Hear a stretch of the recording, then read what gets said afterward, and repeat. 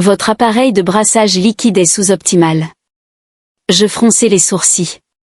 C'est une machine à café, elle fonctionne bien. Bien n'est pas optimal, répondit-elle d'un ton factuel, le posant avec un air de légère déception. Cela pourrait être mieux. Eh bien, j'aime mon café sous-optimal, marmonnai-je en tendant la main vers la machine. Mais avant que je puisse commencer à brasser, Lian inclina la tête, me scrutant à nouveau avec cette précision déstabilisante.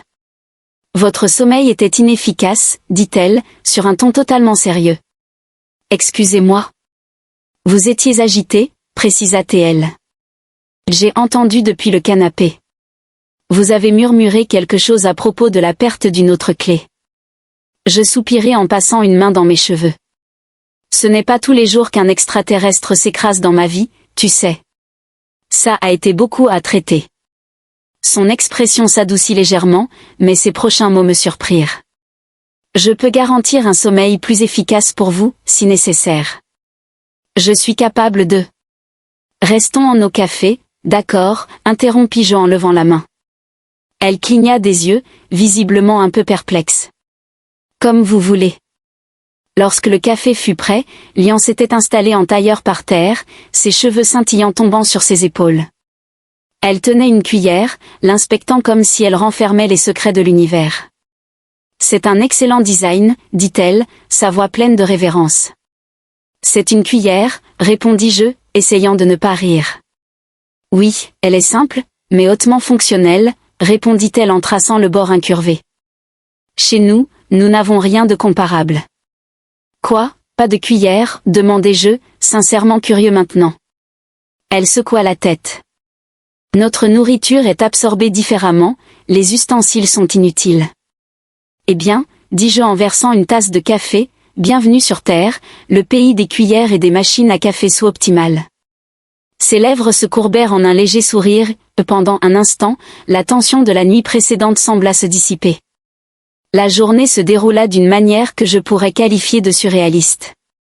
Lian insista pour m'aider avec diverses tâches autour de la cabane, bien que sa définition de aider fût unique. Lorsque je mentionnai qu'il fallait réparer l'évier de la cuisine, une tâche que j'avais repoussée pendant des semaines, elle se redressa immédiatement.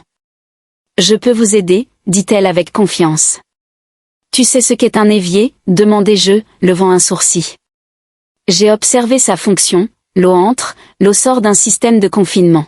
« Exact », répondis-je en lui tendant une clé à molette avec une certaine appréhension. Pendant 1 heure, je la regardai travailler avec une intensité qui frôlait l'obsession. À un moment donné, elle marmonna quelque chose sous sa brisse, sa langue glissant dans une série de tonalités mélodiques et inconnues. « Est-ce ta langue natale ?» demandai-je en m'appuyant contre l'encadrement de la porte. « Oui », répondit-elle sans lever les yeux. « Elle est plus efficace pour les processus de pensée. » Ça ressemble à si tu lançais des sorts sur ma plomberie, dis-je sèchement.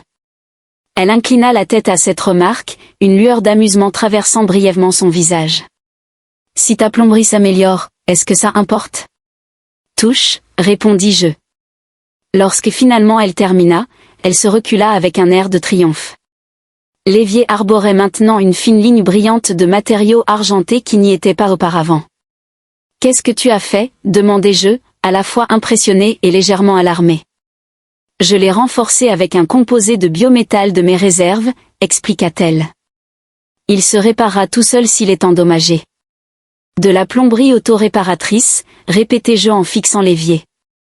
Ça, ce n'est définitivement pas du matériel de quincaillerie. Son expression changea légèrement, presque imperceptiblement. De la fierté, peut-être, c'était difficile à dire. Bienvenue, dit-elle, d'un ton neutre mais avec un soupçon de satisfaction. Au fil de la journée, je commençai à observer la manière dont Lian interagissait avec le monde qui l'entourait. Elle était infiniment curieuse, ses mouvements précis mais remplis d'une sorte d'émerveillement presque enfantin. Lorsque je l'emmenai dehors pour lui montrer les bois, elle observa les arbres comme si elle mémorisait chaque feuille, ses doigts effleurant l'écorce. « Cet endroit, dit-elle doucement, est chaotique mais beau. » Je ne pouvais pas contredire cela.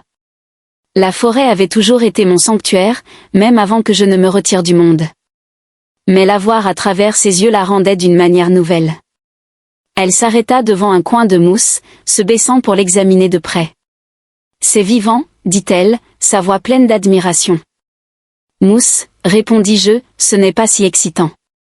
Elle prospère malgré sa simplicité, répondit-elle, le regard inébranlable. C'est remarquable. Sa perspective était fascinante, même si elle me faisait parfois sentir un peu idiot. Et ce soir-là, alors que nous étions assis près du feu, je posai finalement la question qui me trottait dans la tête depuis toute la journée. Alors, combien de temps comptes-tu rester ? Lian leva les yeux de l'appareil complexe sur lequel elle bricolait, quelque chose qu'elle avait tiré de son sac, dont la surface était couverte de symboles faiblement lumineux. Je ne sais pas, admit-elle. Mon transport nécessite des réparations importantes. Cela peut prendre du temps.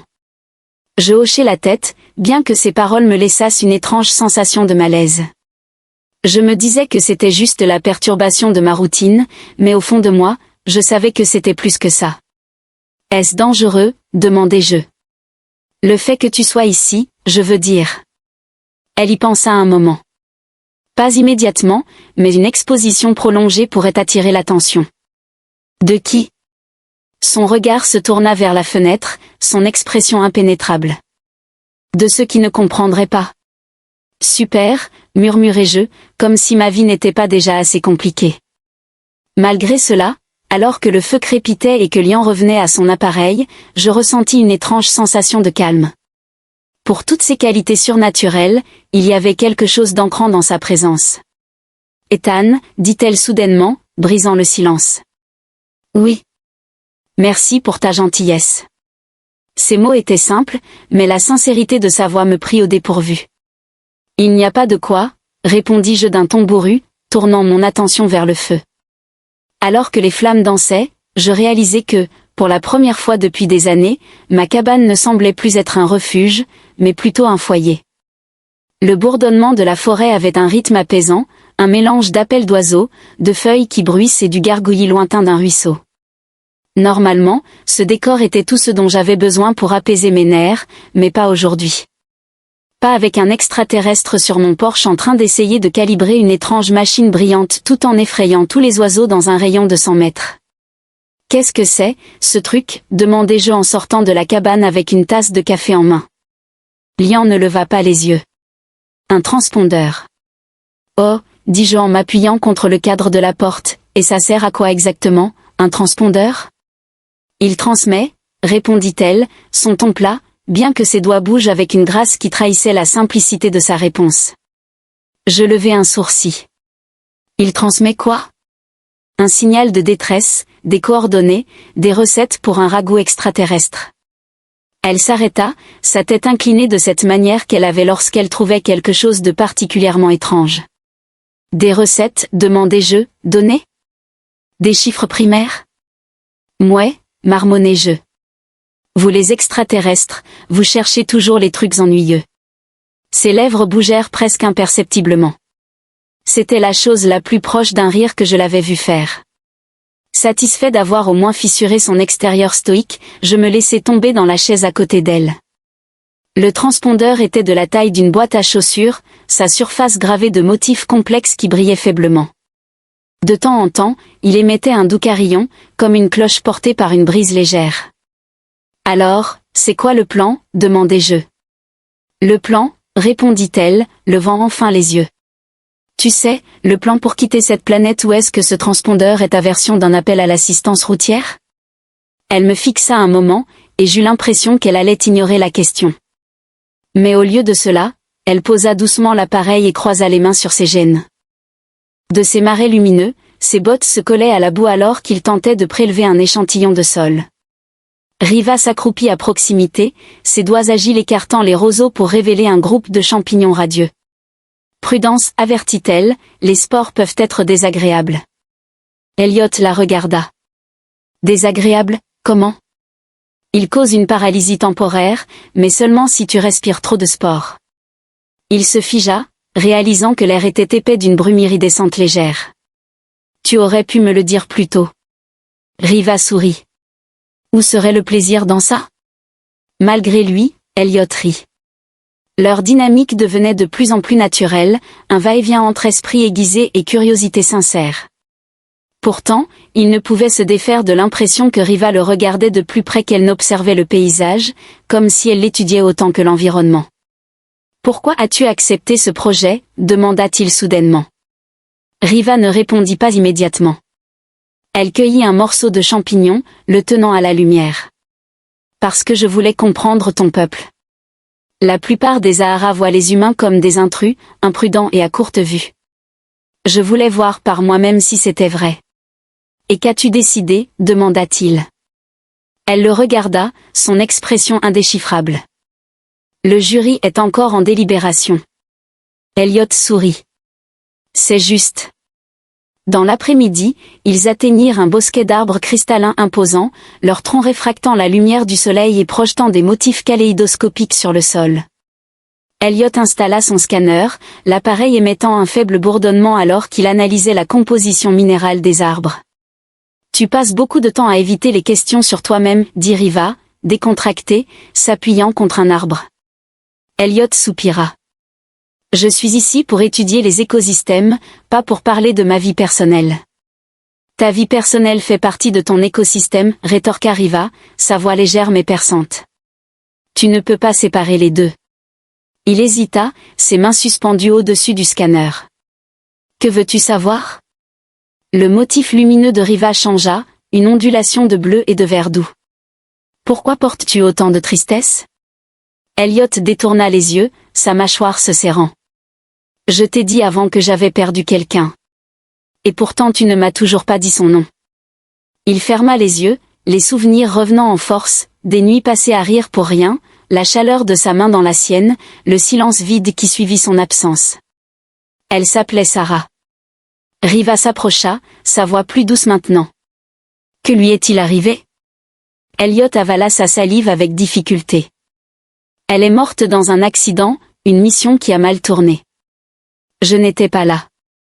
Je ne pouvais pas. » Il s'interrompit, ses mains tremblant. L'expression de Riva se radoucit, sa bioluminescence s'estompant légèrement. « Je suis désolé, Elliot. La perte est une plaie qui ne guérit jamais vraiment. Mais tu n'as pas à la porter seule. » Les mots frappèrent une corde sensible, et pour la première fois depuis des mois, Elliot sentit un peu de ce poids sur sa poitrine se relâcher. Il réussit à esquisser un faible sourire. « Merci. » Le sourire malicieux de Riva revint, éclatant et taquin. « Si ça peut t'aider, je suis une excellente distraction, proposition, blague, mauvaise idée, tout ce que tu veux. » Elliot rit, un son qui lui sembla étrange mais agréable.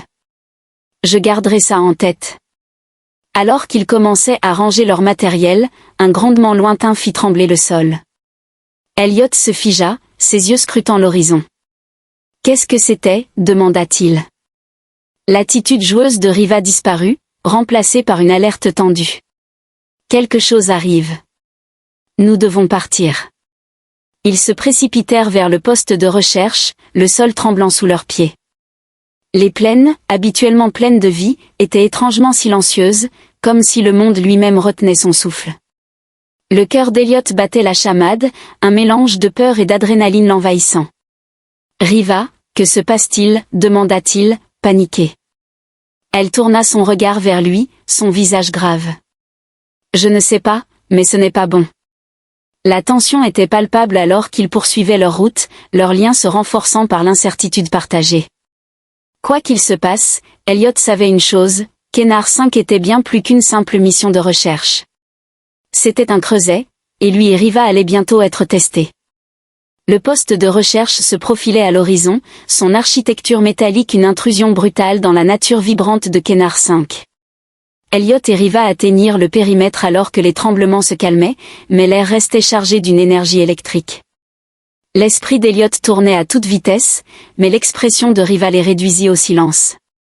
Son attitude malicieuse habituelle était remplacée par une intensité concentrée, sa peau bioluminescente maintenant éteinte et striée de sueur. À l'intérieur du poste de recherche, l'atmosphère était tendue.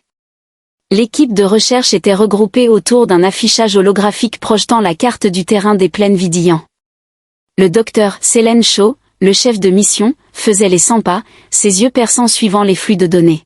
« Docteur Vance, vous êtes en retard, siffla-t-elle en les voyant entrer. « Asseyez-vous, maintenant. » Elliot résuma brièvement leur découverte, mais les tremblements dominaient l'attention de la salle. L'affichage holographique se concentra sur le bassin Gullet, où l'activité sismique pulsait comme un battement de cœur. « C'est localisé, dit Selene en désignant la carte, centrée sur le bassin. Ce n'est pas un phénomène naturel. » « Que voulez-vous dire par pas naturel ?» demanda Elliot. Riva s'avança, sa voix stable. « Le bassin est sacré pour les Aharas. On dit qu'il est vivant, un lieu où l'énergie de la planète converge. Si quelque chose l'a perturbé. » Elle hésita, ses motifs lumineux vacillants. « Les conséquences pourraient être catastrophiques. »« Catastrophiques comment ?» demanda Selene. « Le bassin contrôle le flux de vie à travers les plaines, expliqua Reva. Si cela se déstabilise, cela pourrait perturber tout l'écosystème, peut-être même au-delà de Kenar 5. Un lourd silence s'abattit sur la salle. L'esprit d'Elliot tournait à toute vitesse, rassemblant des fragments de conversation, d'observation, et maintenant cette révélation. « Est-ce pour ça que vous avez insisté pour étudier le bassin ?» demanda-t-il en fixant Reva. Elle croisa son regard mais ne répondit pas. Selene expira bruyamment. On débattra des motifs plus tard. Pour l'instant, il nous faut comprendre ce que nous affrontons. Vance, Reva, vous êtes les plus proches du bassin. Vous y retournez pour enquêter. Le retour au bassin Gullet était lourd de malaise. Les plaines, habituellement pleines de vie, étaient étrangement immobiles.